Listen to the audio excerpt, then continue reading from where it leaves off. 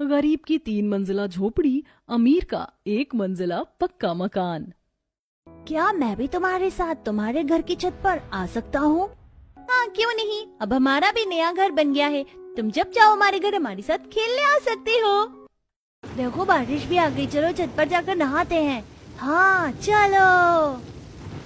देखो बच्चे कितने खुश हैं, आखिर हमारा 3 मंजिला घर बन ही गया। हाँ दीदी। तीनों बच्चे 3 मंजिला झोपड़ी की छत पर जाकर बारिश में खूब मस्ती करते हुए हंसी खुशी नहा रहे थे। लेकिन ये 3 मंजिला झोपड़ी कैसे बनी, जानने के लिए चलते हैं कुछ समय पीछे। एक अमीर परिवार जो 1 मंजिला मकान में रहता था, लेकिन वह मकान बहुत बड़ा था। उसमें एक दिन, देखो बाहर बारिश हो रही है। हाँ मम्मी जी, चलो अच्छा है बारिश हो गई। बारिश का मौसम कितना अच्छा होता है, इसी बहाने गर्मी से भी थोड़ी राहत मिलेगी। हाँ भाभी, बारिश का मौसम बड़ा रोमांटिक होता है। मम्मी, मुझे बाहर बारिश में जाकर नहाना है। नहीं बेटा, तुम्हें बारिश में नहीं नहाना है। लेकिन क्यों मम्मी? बेटा, ये इस मौसम की पहली बारिश है और पहली बारिश में नहीं नहाना चाहिए, उससे हम बीमार हो जाते हैं। लेकिन मुझे तो बारिश में नहाना था। अरे देखो देखो कैसे गुब्बारे की तरह मुंह फुला लिया। कोई बात नहीं, एक दिन में कुछ नहीं होता, अभी तो बारिश का ही मौसम चलेगा। आए दिन बारिश भी आएगी, तुम तब नहा लेना। हाँ बिल्कुल सही कहा, आज बारिश आई है तो हम इसको ऐसे एंजॉय करते हैं। मैं अभी सबके लिए मस्त गर्मा गर्म चाय पकौड़े बना कर लाती हूँ। अरे वाह भाभी, आपने तो मेरे दिल की बात ही छीन ली। बारिश में चाय पकौड़े ना हो तो मजा ही नहीं आता। हाँ, चाय पकौड़ों का असली मजा तो बारिश में ही आता है। ठीक है, मैं अभी बना कर लाती हूँ। सुमन सबके लिए चाय पकौड़े बना कर लाती है और सभी आंगन में बैठकर बारिश का मजा लेते हुए पकौड़े एंजॉय करते हैं। So relaxing. एक तरफ अमीर परिवार में कुछ ऐसा हाल था, वहीं दूसरी तरफ उसके सामने ही एक गरीब परिवार रहता था। वे 1 मंजिला झोपड़ी में रहते थे, लेकिन वो घर बहुत छोटा था और उसमें सदस्य बहुत सारे थे। बारिश आने पर उनका कुछ अलग हाल था। दीदी बारिश आ गई, अब खाना कैसे बनेगा? कुछ नहीं, बस आज घर के अंदर ही चूल्हा लगाना होगा। हाँ दीदी, अब बारिश के मौसम में तो हमें घर के अंदर ही खाना बनाना होगा। मैं भी तैयारी करती हूँ। छोटी बहू घर के अंदर ही चूल्हे पर खाना बनाना शुरू करती है, जिसकी वजह से पूरे घर में धुआं धुआं हो जाता है।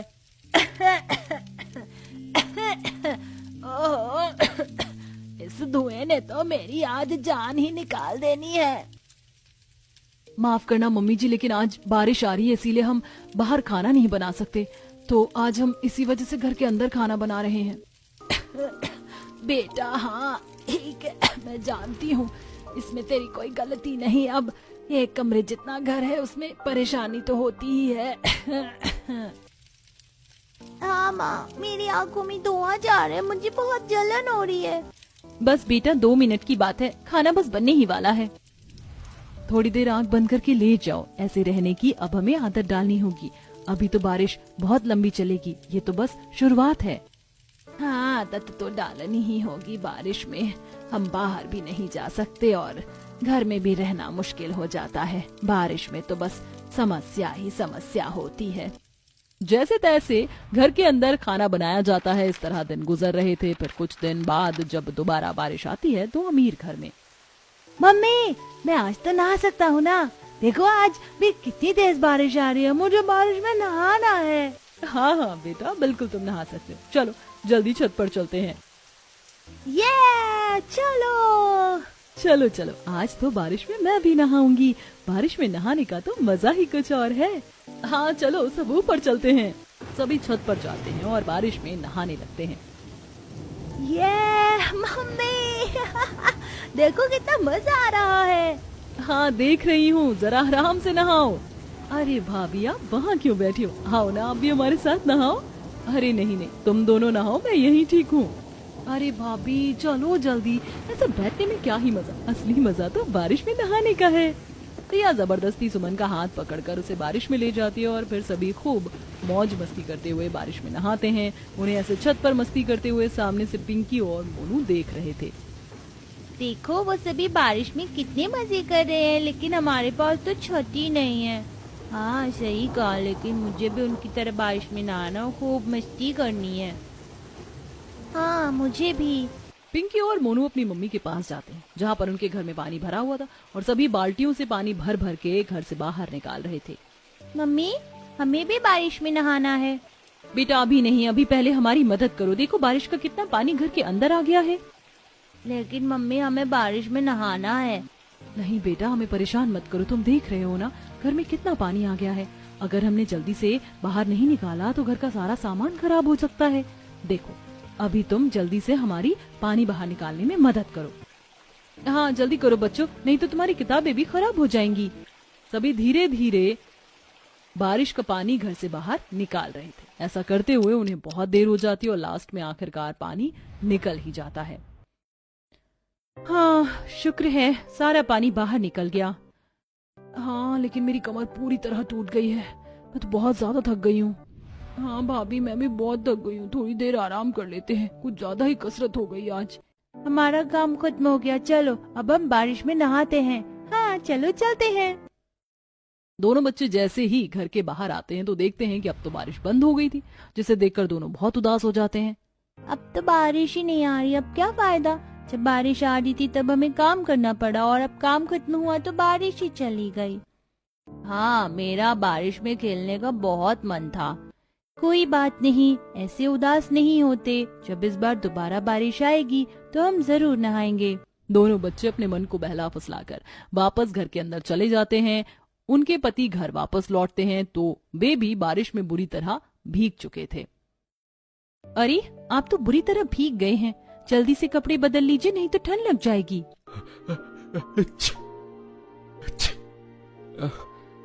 हाँ मेरे कपड़े दे दो। सर्दी तो आपको लग ही गई है। आप जब तक कपड़े बदल लीजिए तब तक मैं काढ़ा बना देती हूँ। भाभी मेरे लिए भी बनाना जरा। हाँ हाँ बिल्कुल। नेहा उन्हें काढ़ा बना कर देती है और दोनों कपड़े बदल कर काढ़ा पीते हैं। किसी के लिए बारिश खुशियों का मौसम होता है और किसी किसी के लिए तो दुखों की बौछार लाता है। हाँ अब हमें ही देख लो, एक तो बारिश का मौसम, ऊपर से उसमें छोटी सी झोपड़ी, उस झोपड़ी में गुजारा करना बड़ा मुश्किल होता है। खाना भी चूल्हे पर अंदर ही बनाना पड़ता है।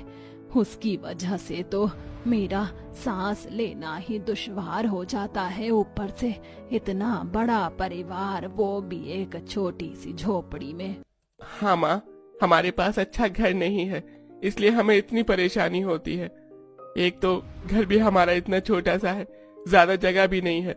कम जगह में गुजारा करना पड़ा मुश्किल है। काश हमारे पास ज्यादा जगह होती। वैसे हमें ज्यादा जगह की जरूरत नहीं, हम चाहे तो अपने मकान को 3 मंजिलों में बना सकते हैं। हाँ भाभी, आइडिया तो बहुत अच्छा है। लेकिन ऐसा करने के लिए हमारे पास पैसे नहीं हैं।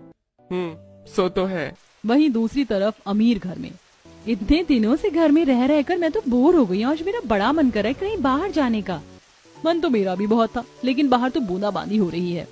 अरे तो क्या हुआ, सिर्फ बारिश की वजह से अपना मन मारने की क्या जरूरत है। मैं हूं ना, मैं तुम सबको लेकर चलता हूँ।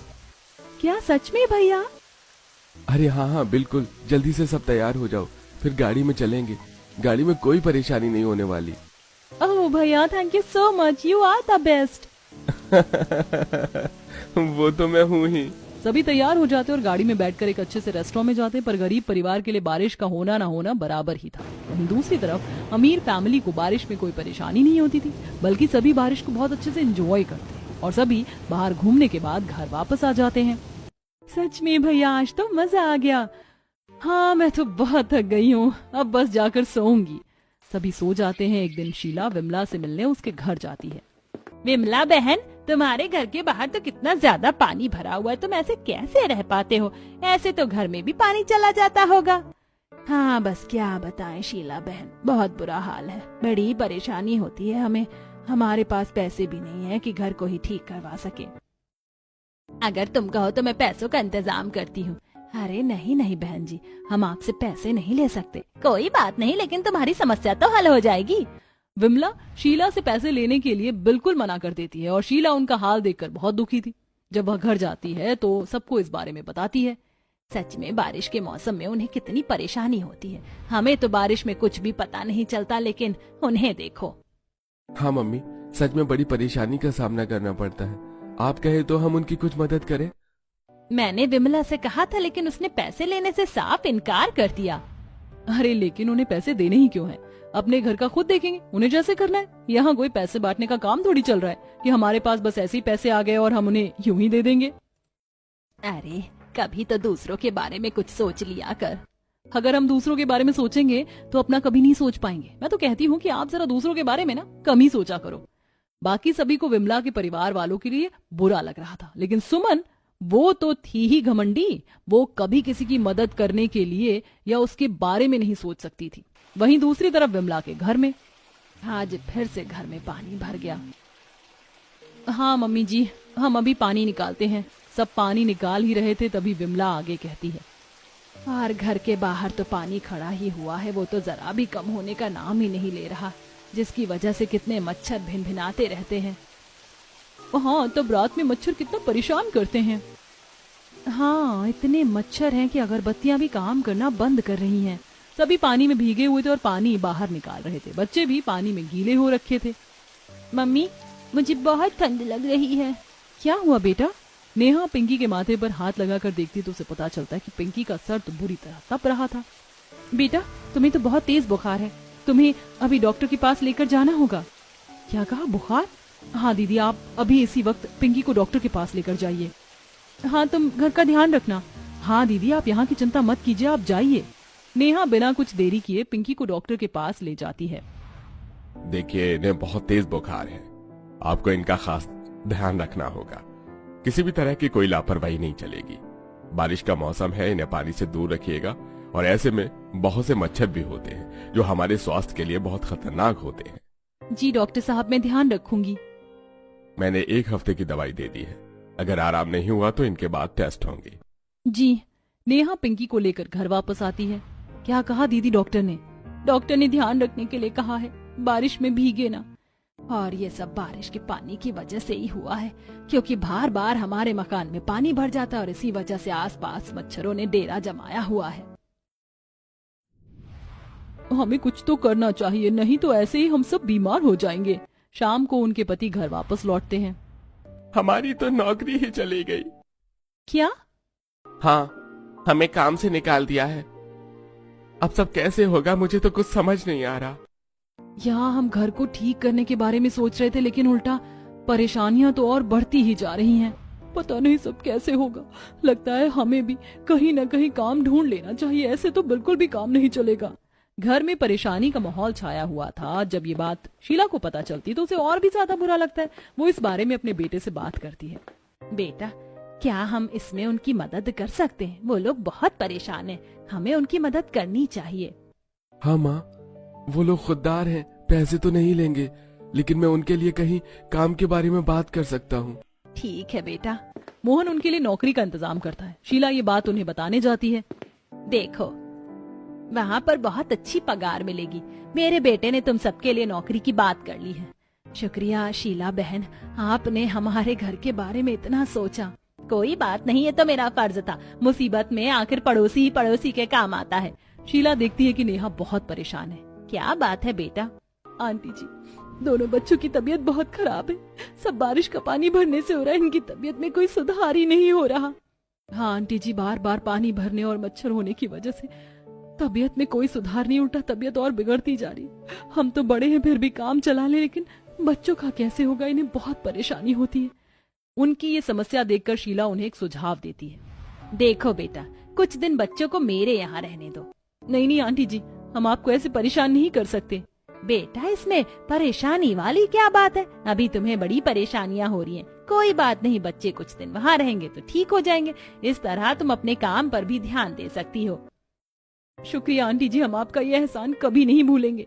इस तरह चारों पति पत्नी, उनकी ननद, पलक, सभी को शीला के बेटे की मदद से एक अच्छी सी नौकरी मिल जाती है। अब सभी अक्सर काम पर जाया करते थे और वहीं दूसरी तरफ उनके दोनों बच्चे का ख्याल शीला रख रही थी। लेकिन सुमन को उनसे बहुत चिढ़ होती थी। पता नहीं मम्मी जी को कौन सा नया शौक चढ़ा हुआ है, किसी को भी घर में ले आती है। पता नहीं ये फटीचर और कितने दिन हमारे घर में रुकेंगे। एक दिन जब सभी खाना खा रहे थे, आंटी मुझे थोड़ा और खाना चाहिए। तुम्हारे माँ बाप ने यहाँ क्या फैक्ट्री खोली है जो तुम्हें और खाना चाहिए? जितना मिला है चुपचाप उतना ही खा लो। हमारे यहाँ आकर ज्यादा फरमाइशें करने की जरूरत नहीं है। ये बात सुनकर पिंकी सहम जाती है और उसकी आंखों से आंसू बहने लगते हैं। तुझे जरा सी भी शर्म नहीं आती कि बच्चों से कैसे बात करनी चाहिए? मैंने इसमें गलत ही क्या कहा है, सच ही तो कहा है। मेरे बस की नहीं है आपकी तरह इतने ड्रामे करना। इतना कहकर सुमन गुस्से में वहाँ से चली जाती है। कोई बात नहीं बेटा, मैं तुम्हें खाना देती हूँ। वो जरा ऐसी ही है, सभी से ऐसे ही बोलती है, उसकी बात का बुरा मत मानना। ऐसे ही कुछ दिन बीतते हैं और एक दिन जब सुमन की तबीयत थोड़ी खराब थी तब वह हॉल में जा रही थी, लेकिन उसका सिर घूमता है और वो गिर जाती है। वहीं सामने उसका बेटा मोबाइल में गेम खेल रहा था। सोनू बेटा जरा मुझे पानी देना। नहीं मम्मी, अभी मैं गेम खेल रहा हूँ, मुझे डिस्टर्ब मत करो। सोनू एक बार पलट कर भी नहीं देखता, लेकिन तभी वहाँ पिंकी आ जाती है और सुमन को ऐसे परेशान देखकर उसे जल्दी से पानी पिलाती है।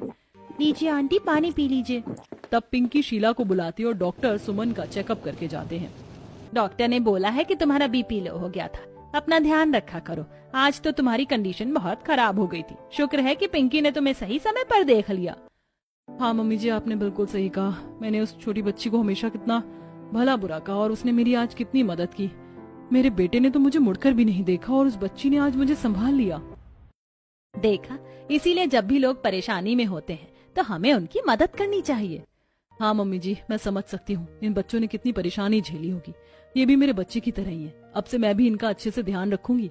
उसके बाद सुमन का दिल दोनों बच्चों के लिए जरा नरम हो जाता है और उस दिन के बाद से वह उनका बहुत अच्छे से ध्यान रखती है। दोनों बच्चे अब बिल्कुल ठीक हो गए थे कि एक दिन, आंटी जी, सुमन, आप दोनों ने हमारे बच्चों का बहुत अच्छे से ध्यान रखा। हम आपके बहुत एहसानमंद हैं। नहीं नेहा, ऐसा मत कहो, बल्कि मुझे एहसास हुआ कि मैं पहले कितनी गलत थी और हमें हमेशा दूसरों की मदद करनी चाहिए। और ये बात मुझे किसी और ने नहीं, तुम्हारी बेटी ने ही सिखाई है। चलो, सब अच्छा हो गया। और बेटा, काम तो ठीक चल रहा है ना?